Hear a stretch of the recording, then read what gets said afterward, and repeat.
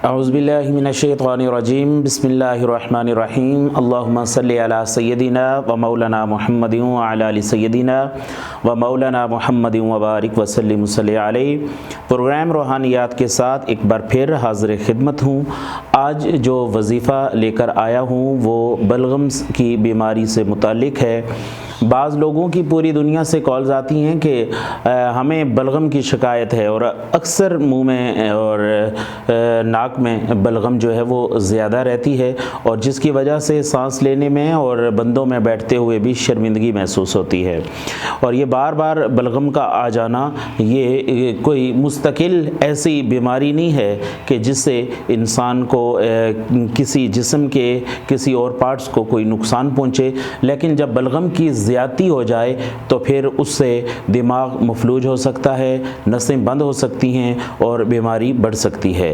اس لیے اس کے لیے ایک خوبصورت وظیفہ جو میں آپ کے لیے لے کر کے حاضر ہوں وہ یہ ہے کہ جو شخص عارضہ بلغم میں مبتلا ہو اسے چاہیے کہ نمک کی ساتھ چھوٹی چھوٹی کنکریاں لے اور ان پر 7 مرتبہ آیت الکرسی کو پڑھے اور 7 روز نہار منہ اس کو استعمال کرے۔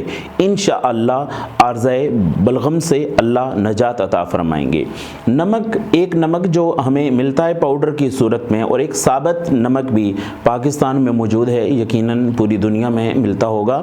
اس کی چھوٹی 7 کنکریاں لے لیں اور ان کنکریوں کے اوپر 7 مرتبہ آیت الکرسی کو پڑھ کر دم کریں، اور وہ 7 ڈیز یعنی 7 دن تک مارننگ میں صبح کی ٹائم ان کو استعمال کیا جائے، اور کوشش کریں کہ یہ نہار منہ استعمال کریں، یعنی بغیر کچھ کھائے اور بغیر کچھ پیے۔